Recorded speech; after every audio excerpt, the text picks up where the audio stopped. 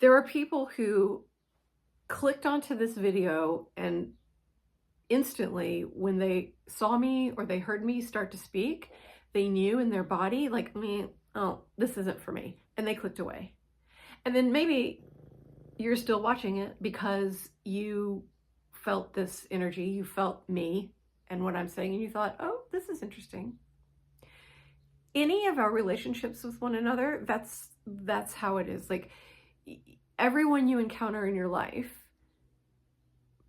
in the physical world, everyone that you encounter in your life, you are instantly having an energy connection with that person. Your vibe is feeling their vibe is feeling your vibe. And so when you say to yourself, or when you feel in your body, I just don't like that person, or I don't feel good when I'm around this person, or I don't really trust that person, that's because that's an energy exchange. Your energy is feeling their energy.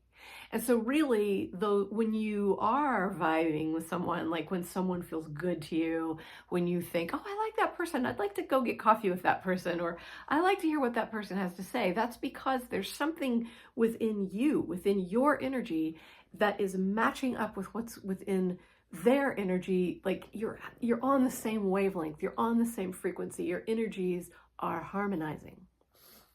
That is the same way when you are communicating, feeling the energy, talking to spiritual people, spiritual entities, spiritual energy. So if I am tuning in to do a reading and I'm opening up to not only physical people, but also these spiritual people, I'm going to harmonize with certain entities, with certain energies. My energy is going to be a match to that. And that's what I'm going to bring through. And that's why people who work in intuition, who work in the intuitive arts, don't always bring through the same information. That's one reason why. Because I can only tell you what I'm a match to, right? So if here's an example. Let's say that I'm a psychic and I don't believe in extraterrestrials. I don't think that's a thing. I don't think that aliens are a thing. Or maybe I'm scared of it. Like, I think they're bad. Like maybe that's my belief. And then I'm doing a reading for you and I'm trying to tap into your guides. And one of your guides is an extraterrestrial. And one of your guides presents to me as what I think of as an alien. If I don't believe in that, or I'm scared of that, that's going to influence how I interpret that energy. That's what I'm going to be, because I'm the vessel. I'm using my own energy and my own vessel to do this reading, to tap into this energy over here. I'm not going to be able, there's some information I'm not going to be able to give you because I'm not going to be able to access it, or I'm going to misinterpret it or interpret it through my own lens. Everything, all of this, all of it is translation.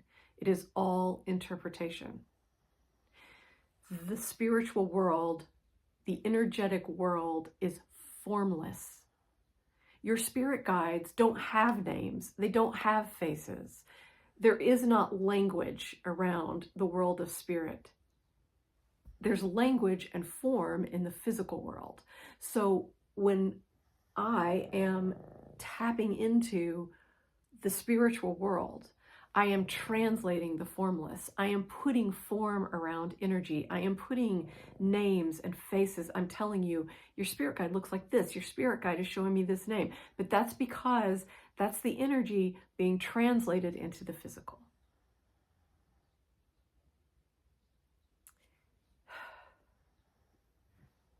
People who work in intuition, psychics, mediums, channels, they don't have some special ability that you don't have. That ability to communicate with spirit, to communicate with energy, to channel, to be a vessel for that, that is just a human ability. We all have that ability. Some people choose to develop it. Some people choose to spend hours and hours and hours of their lives developing those skills. because they enjoy it, because it's part of their life purpose, because it's interesting. But it's not a gift. Like, it's not like these people are special and these people over here are not special. So when you enter into work with an intuitive, whether you're watching someone's video or you have paid for a session or whatever it is, you bring in yourself. You're bringing your own tuition and your own guidance and your own knowing. And you and the practitioner are meeting, and your energies are meeting. And so if I'm doing a reading for you, I am translating energy. I am telling you what I am feeling, seeing, hearing, this is what's coming through. You got to bring your own intuition to that. You have to discern, what does that mean for you? I might be given, in a reading, I might be given the image of a yellow cup. And so I say to you, I'm seeing a yellow cup, and here's what the yellow cup feels like to me. It's then your job to receive that image and understand what it means to you. Maybe there's a yellow cup in your kitchen that is significant to you for some reason, or maybe that symbol means something to you that I don't know. It's a relationship. You have to trust your practitioner, and you know if you trust them by feeling their energy. And if you don't trust them, then you shouldn't work with them. But if you do trust them, then you have to trust them. There are two places where your intuitive knowing comes from. And one of those places is your true, authentic intuition. If you are doing this work or receiving this work from a place of your true, authentic intuition, that's going to be love-based. You're going to get a lot of messages of love, of comfort, of encouragement, of support. Sometimes it sounds very airy, fairy, like floaty. It just does. It's like, those all is well messages. It can be frustrating because sometimes you're like, well, it doesn't all feel well. Like, it feels like crap. So why are you done? It's because when you're in the seat of your true intuition, all is well, which doesn't mean that bad things don't happen. It's just, that's the vibration, that's the energy, that's the harmony, But the other place that people do this work from, another place that people do their intuitive work from, is a place of fear, of survival instinct. And so someone might be a psychic. They might be good. They might be a good psychic. They might be someone you listen to, and they make accurate predictions. And so you're like, oh, okay, I can trust this person. But they're working from a place of fear. They're working from a place of survival instinct. And remember, you're only able to receive messages from the place where your energy is meeting that energy. That's where we get, one of the places where we get people who are doing intuitive work and spreading conspiracy theory. People who are spreading dehumanizing conspiracy theory are coming at their intuitive work from a fear-based survival instinct place. So when they are doing the translating, when they are doing the energy translation, when they are putting the form around the formless, they're doing so from this place of fear. And they're giving you these fear-based messages. And those fear-based messages are hooking up with the fear inside of you. Anybody who is talking about human tragedy and human suffering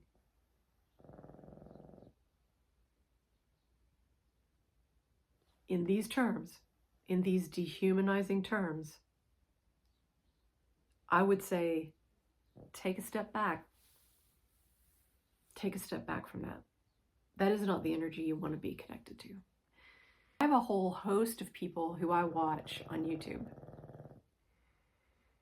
And the reason I choose my curated list of people that I watch is because my energy feels good when it's hooked up with their energy. What they tend to see when they are they tend to translate what they are seeing the same way that I translate it. And so when I'm getting what we call downloads, downloads is just the current term, but those sort of psychic insights, those hits, the voices, I wake up in the morning and a voice says something to me and I think, oh, that's interesting. I like to watch people on YouTube who are getting the same kind of messages, who are translating in the same way, because it makes me feel less lonely. I'm like, oh, okay, these are my people who are feeling what I'm feeling. But when it comes to making predictions, I never have in my heart the idea that a psychic is going to always be able to make 100% predictions. And the very, very best psychics in the world, the ones who are working in university programs, who are being studied, who are being double-blind tested, the very best in the world have about an 80% accuracy rate on predictions. And the reason is the future is not fixed. This is a free will universe, and we are all connected. And so as we make choices, we are creating the future through our individual and collective choices. So if I'm doing a reading and I'm looking into the future, what I'm looking at when I'm seeing something happening in the future, what I'm looking at is the current energy. Currently, right now, I'm looking into tomorrow and I'm saying, if this energy stays the way it is right now, if we continue to move the direction, this is the likelihood. But you see, I can't tell you what's going to happen tomorrow because that could change because of free will, because we're all making choices all the time. So this is a relationship. It's your relationship with yourself, with your own intuition, and your relationship with spirit. And when you are connecting to other people who are doing this work, it's your relationship to those people. I feel that this year, 2025, we are all headed into terrain, emotional, physical, energetic terrain that is going to ask us or offer us the opportunity to delve much more deeply into our spiritual practices, our spiritual selves, these energetic ways of communicating with one another and with spirit. We are all going to be using our intuition more, using our psychic senses more. And that means our own personal, private experiences and practices, but also the way that we work with one another, listening to one another, leaning into one another's guidance. Because of that, we have to be more discerning. We have to be more discerning with the messages that we're receiving and the messages that we're listening to from other people. But we're going to have to be in more of a space of generosity and trust with one another. We're not performing for one another.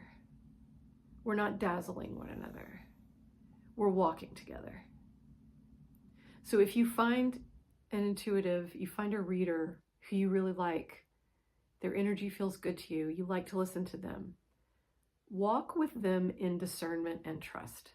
So you're not going to be accepting everything they say as the gospel truth. You know that in your own heart, in your own intuition, what's true and what's not true. But walk with them in trust as well as discernment.